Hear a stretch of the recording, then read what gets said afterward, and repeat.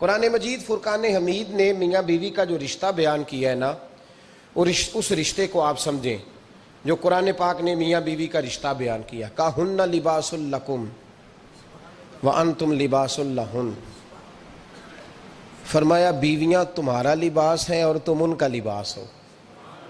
وہ تمہارا لباس ہیں اور تم، اللہ اکبر، کیسا خوبصورت لفظ قرآن پاک نے، ہن لباس لکم وانتم لباس لہن، فرمایا وہ تمہارا لباس ہے اور تم، سمجھ آ رہی ہے نا جی بات کی، وہ تمہارا لباس ہے اور تم ان کا لباس ہو۔ تین خوبیاں تو ہر لباس میں ہوتی ہیں، تین چیزوں کے لیے لباس پہنا جاتا ہے، تین چیزیں، تین قسم کی آسائشیں لباس میں پائی جاتی ہیں، اس پر تو تمام مفسرین کا اتفاق ہے۔ سب سے پہلی چیز، لباس جو ہوتا ہے وہ بندے کو گرمی اور سردی سے بچاتا ہے۔ سخت سردی میں لباس لے لیں تو بندہ سردی سے بچ جاتا ہے۔ اس کا مطلب یہ ہوا کہ میاں بیوی ایک دوسرے کا لباس ہیں۔ اگر بیوی کی طرف کوئی تکلیف آتی ہے تو میاں اس کو بچاتا ہے، اور اگر میاں کی طرف کوئی تکلیف آتی ہے تو عورت اس کو بچاتی ہے۔ میاں بیوی ایک دوسرے کا لباس ہے۔ لباس کیا کرتا ہے؟ لباس آدمی کے عیب چھپاتا ہے، اس کے وجود پر کتنے دھبے ہیں، کتنے نشان ہیں، وہ سارے چھپا لیتا ہے لباس۔ میاں بیوی ایک دوسرے کے عیب چھپانے والے ہوتے ہیں، عیب بتانے والے، رونا رونے والے نہیں ہوتے کہ بی بی جب بھی میکے گئی اس نے جا کے رونا شروع کر دیا، اتنی میں تانگو دوسرا ہے ہی کوئی نہیں۔ اور خامد صاحب جب بھی ملے انہوں نے ایک ہی راگ الاپنا شروع کر دیا کہ میری کیا بات تھی، مجھے مل کیا گیا ہے، میں کیا تھا، میرے ساتھ ہوا کیا ہے۔ تو لباس ہیں، ایک دوسرے کا عیب چھپائیں گے، بولیے ایک دوسرے کا عیب چھپائیں گے، ایک دوسرے کی غلطیوں کی پردہ پوشی کریں گے۔ اور تیسرا لباس کا کیا مقصد ہوتا ہے؟ لباس شخصیت کا آئینہ دار ہوتا ہے۔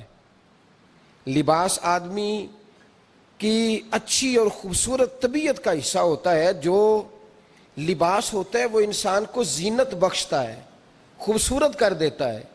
داڑھی والا آدمی ننگے سر پھرے تو خوبصورت نہیں لگتا، ٹوپی پہن لے تو بڑا پیارا لگتا ہے، ٹوپی پہنے تو بڑا، اور اگر امامہ باندھ لے تو نور نالا نور ہونا شروع ہو جاتا ہے۔ اللہ کرے آپ خوش ہو جائیں، آمین تو کہہ دیں، اور اللہ کرے فجر کی نماز آپ امامہ باندھ کی پڑھ لیں، آمین تو کہیں۔ چلو کونی جنہ دی داڑھی نہیں انہوں نے رکھنی چاہیے دیئے، جنہ دی نہیں ہونا نو، موضوع نہیں تھا پر ہماری بھی مجبوری ہے، داڑھی آئی جاتی ہے ہر موضوع میں شامل ہو جاتی، رکھنی چاہیے۔ سب یاد رکھیں، لباس آدمی کو زینت دیتا ہے۔ قرآن مجید کے لفظوں پہ غور کرو، اگر تو شادی کے بعد بیوی کے آنے کی وجہ سے خامد کو سکون نہیں ملا تو اس کا مطلب ہے اس نے گھر کو زینت نہیں دی، اور اگر شادی کے بعد اس بچی کو تحفظ نہیں ملا، اس کو اپنے گھر کے اندر سکون نہیں ملا تو اس کا مطلب ہے خاوند نے اسے زینت، اس لباس نے زینت نہیں دی۔ میاں بیوی ایک دوسرے کا لباس ہے۔ اس مقدس رشتے کو اسلام نے باندھا، اور لباس کہہ کے باندھا۔ میرے رسول کریم علیہ الصلوۃ والسلام نے پہلے تو خارجی لوگوں کو منع کیا ہے۔ میری ذاتی رائے یہ ہے کہ میاں بیوی کی ذاتی لڑائی کوئی بھی نہیں ہوتی، ذاتی لڑائی، میری باتوں کی سمجھ تو آ رہی ہے نا آپ دوستوں؟ کوئی نہیں آ رہی؟ اللہ جزا دے آپ۔ میاں بیوی کی ذاتی لڑائی کوئی نہیں ہوتی۔ ہوتا پتہ کیا ہے؟ لڑکے سے پوچھیں کہ بتائیں جناب کیا حال ہے، تو کہتے ہیں بیوی میری صحیح ہے، اس کے گھر والے نہیں صحیح۔ سنا ہے آپ نے بھی کبھی یہ لفظ؟ تو اسی طریقے سے اگر لڑکی سے پوچھیں کہ تیرا کیا حال ہے تو کہتی ہے خامن تو میرا دھیان رکھتا ہے، اس کی اماں نہیں خیال رکھنے دیتی۔ تو لڑائی جو ہوتی ہے وہ تیسرے آدمی کی وجہ سے ہوتی ہے۔ تیری اماں آئی تھی تو اس طرح کہہ گئی، تو تیرا بھائی آ گیا تھا تو وہ یہ کہہ گیا، تیسرے فرد کی وجہ سے۔ میرے نبی کریم علیہ الصلوۃ والسلام نے تیسرے بندے کو سمجھایا ہے، تیسرے فرد کو حضور نے سمجھایا ہے۔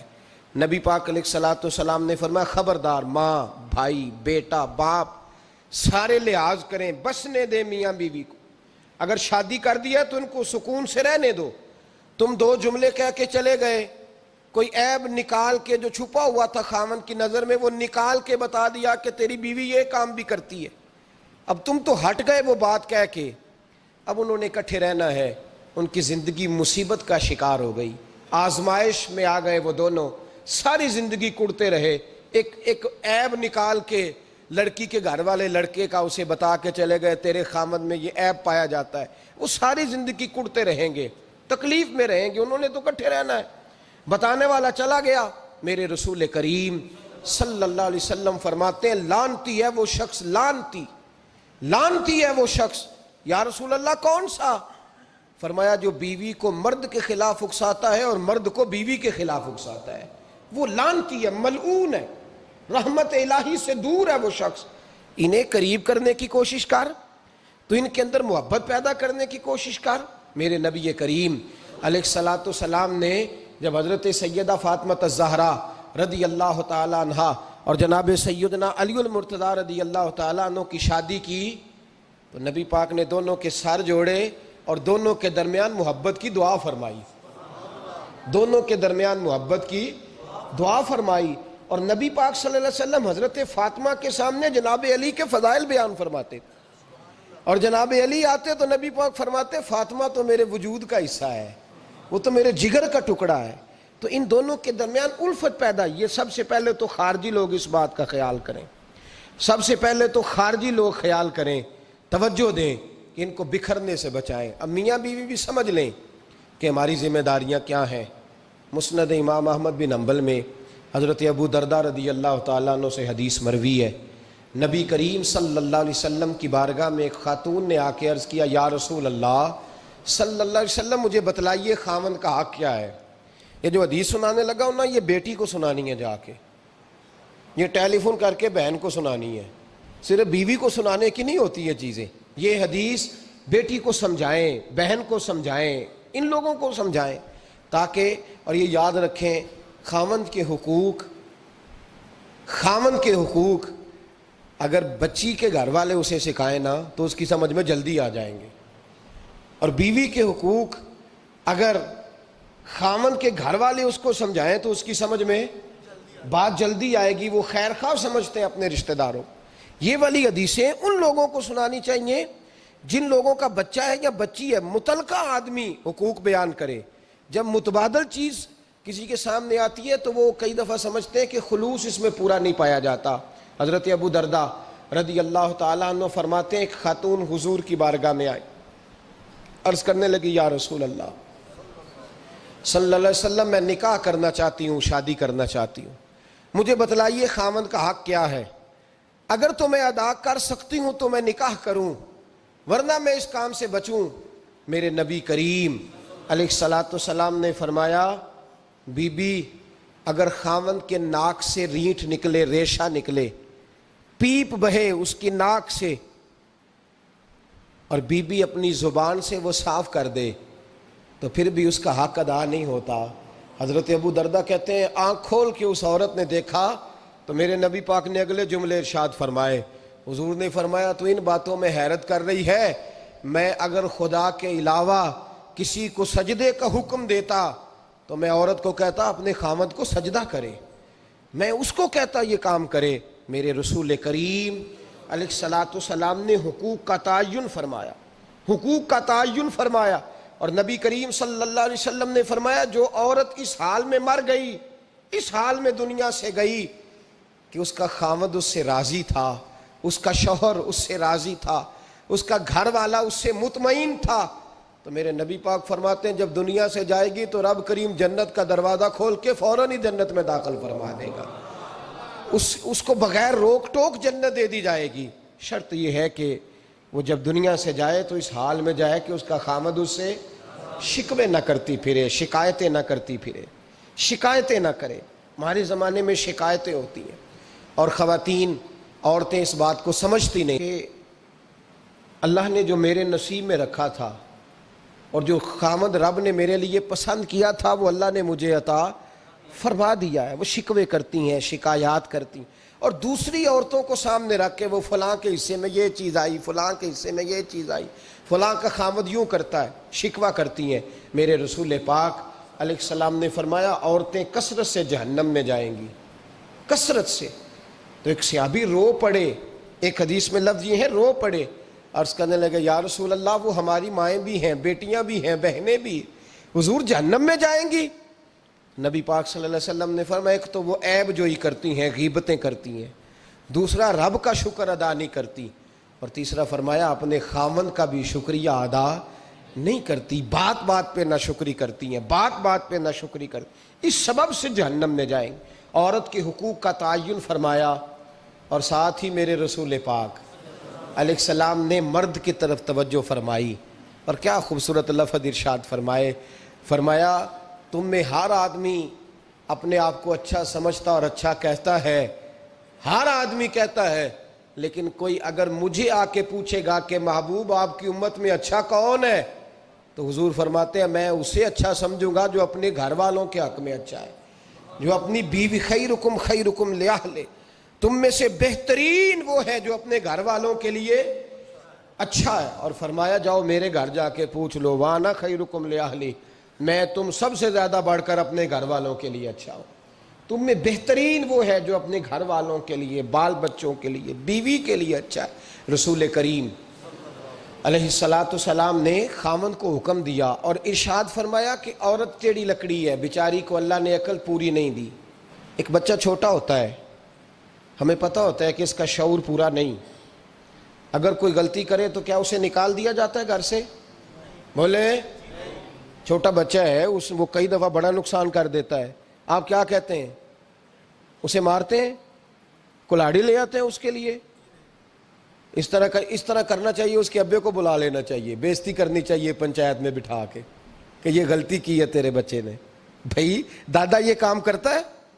بولے نا، کیوں نہیں کرتا؟ وہ کہتا ہے ہمارا بچہ نہ سمجھ ہے، اپنا پوتا ہے، ہمارا اپنا ہے، اگر ہم اس کا ایپ باہر نکالیں گے تو بڑا کام غلط ہو جائے۔ لیکن وہی ابا جی جب بہو کوئی غلطی کر بیٹھتی ہے تو پنچایت بلاتے ہیں، لوگوں کے سامنے معاذ اللہ تعالیٰ بڑی کڑوی کسیلی باتیں کرتے ہیں، ایسی باتیں کرتے ہیں کہ جو ان کی بیٹی کے بارے میں کہی جائے تو وہ کبھی پسند نہ کریں، اتنے سخت جملے کہے جاتے ہیں، بیٹی والے کو رسوا کیا جاتا ہے۔ میرے نبی کریم علیہ السلام نے فرمایا یہ ٹیڑھی لکڑی ہے، بیچاری کو اللہ تبارک و تعالیٰ نے اپنی حکمت کے تحت عقل عادی عطا فرمائی ہے، تم اگر چاہو گے سیدھی کرنا تو یہ ٹوٹ جائے گی، سیدھی نہیں ہوگی۔ حضور کیا کریں؟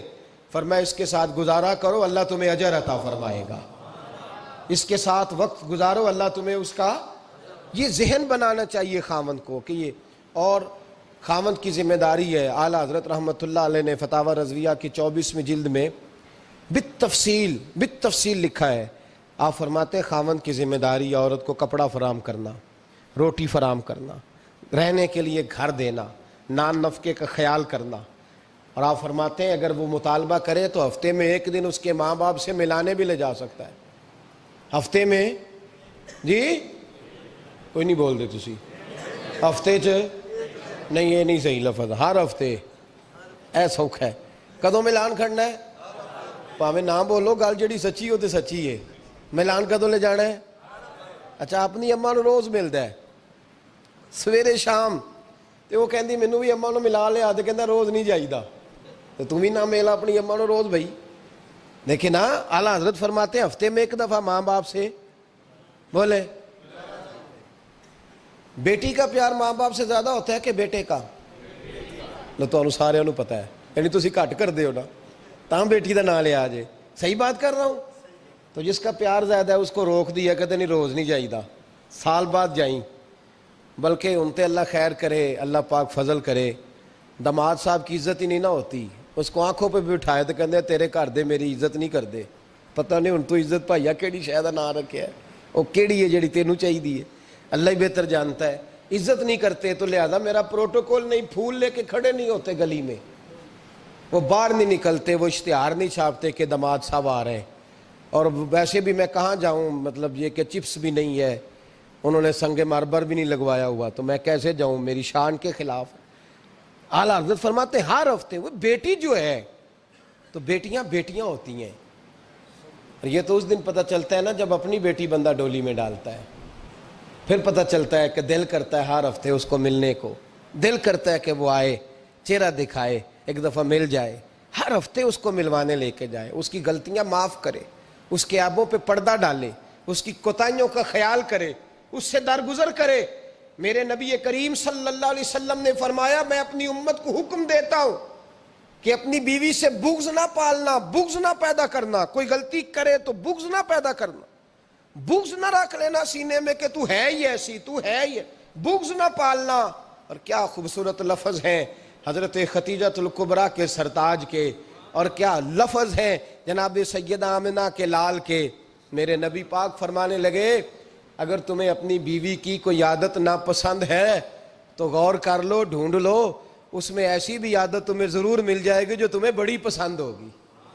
ڈھونڈ لو، غور کر لو، مل جائے گی، کوئی ایسی بھی مل جائے گی جو تمہیں بڑی پسند ہوگی، وہ بھی تمہیں مل جائے گی۔ ڈھونڈو تو صحیح، تلاش تو کرو، بغض کی اینک نہ لگانا، بغض کی اینک لگا کے دیکھو گے تو کچھ نہیں ملے گا۔ نبی رحمت سید عالم صلی اللہ علیہ وسلم، پہلی بات یہ ہے کہ اللہ کے حبیب نے تعین فرمایا، اور پھر عملی طور پر حضور نے وہ چیزیں کر کے دکھائیں